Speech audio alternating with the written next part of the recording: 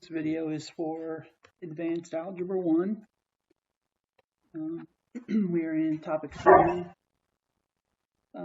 Section 3, and it's multiplying special cases.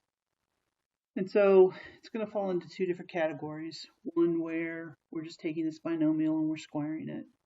And what that means is that we're taking 5x minus 3 times 5x minus 3. And so we do 5x times 5x, and we get 25x squared.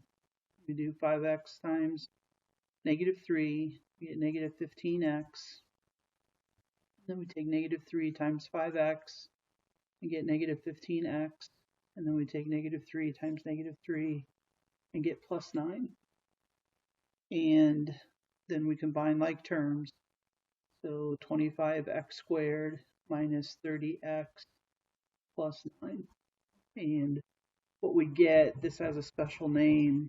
It's called a perfect squared trinomial. And the reason that it's called a perfect squared trinomial is because when we go the other way, when we take this thing and we factor it, and we go this way, we get a quantity squared. Okay? So basically that's all we're doing. It's really not anything different than from what we did. There is a shortcut we can employ, and there is an absolutely positively wrong method that a lot of students try to do that doesn't work. And that's if I have, the quantity x plus 2 squared, what a lot of students want to do is just make that x squared plus 4. And that is totally wrong. You cannot distribute this exponent into a sum.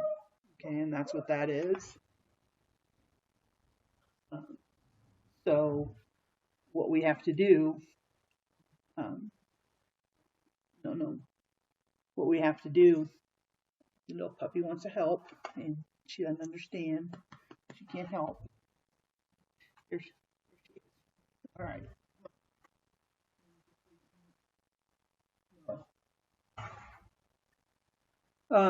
What you have to do is you have to multiply it out. It's x plus 2 times x plus 2. And so it's x squared, plus 2x, and then plus 4. When you square a binomial, you're going to get a trinomial. If you get a binomial, you've done it incorrectly. No. The shortcut that I speak of is this, x plus 2 quantity squared. You take the first term and square it. You take the last term and square it. And then you take the product of the terms. So the product of the terms would be 2x, and you double it. 2x doubled would be 4x. And that's a shortcut.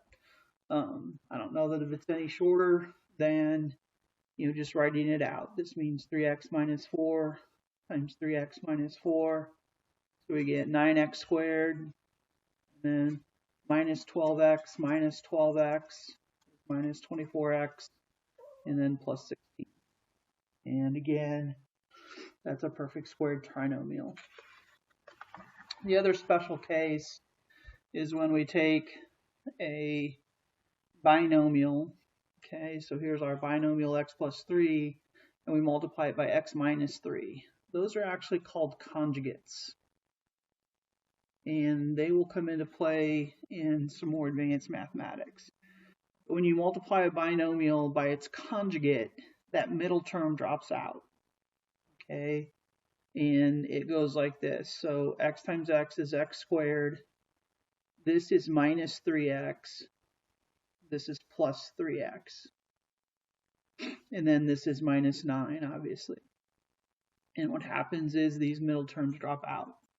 And that's going to happen whenever we take a binomial and multiply by its conjugate. And its conjugate isn't the opposite of it. It's the just the different sign, x plus 3, x minus 3. The conjugate of x minus 5 is x plus 5. The conjugate of 2x minus 7y is 2x plus 7y. Just that sign in the middle changes. So our answer here is x squared minus 9. and that has a special name. Like on the previous examples, that was a perfect square trinomial. This is the difference of two perfect squares.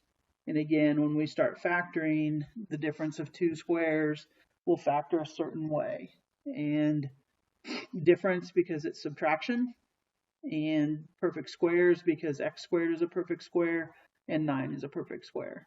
So when we have the difference of two squares that we're factoring, it'll factor like this. And that's what all this is leading up to, is eventually we're going to factor all these things.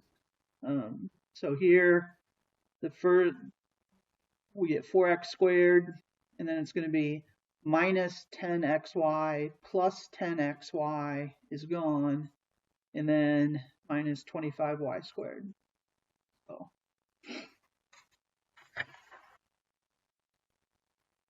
we have a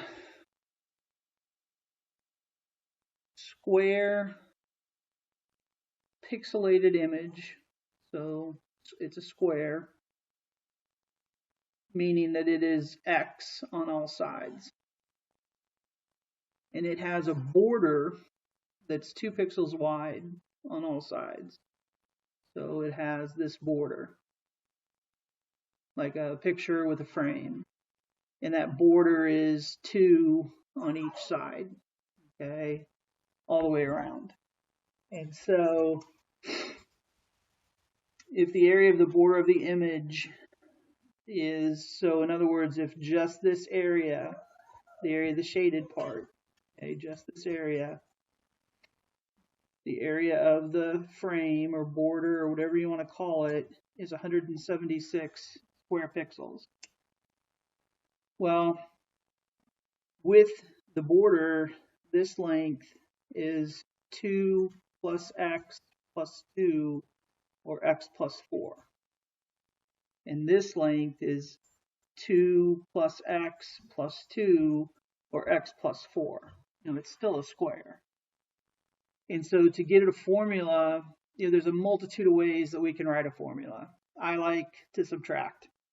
And so I take the area of the whole thing, which is x plus 4 times x plus 4. And then I subtract the area of the inside thing, which is, in this case, is x times x.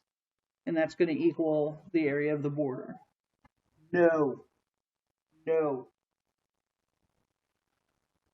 And then, you know, this is x squared plus 4x is plus 8x plus 16 minus x squared equals 176. So the x squareds drop out. And they will right now because we don't know how to solve quadratic equations yet. But again, that's something that we're leading up to. And one of the ways to solve quadratic functions is by factoring.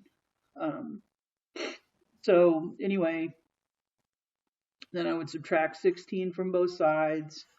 I get 8x equals 160. Divide both sides by 8, and x is 20. So the original pixelated image is 20 pixels by 20 pixels. And we'll have a couple of these. We'll have one of these on a quiz coming up.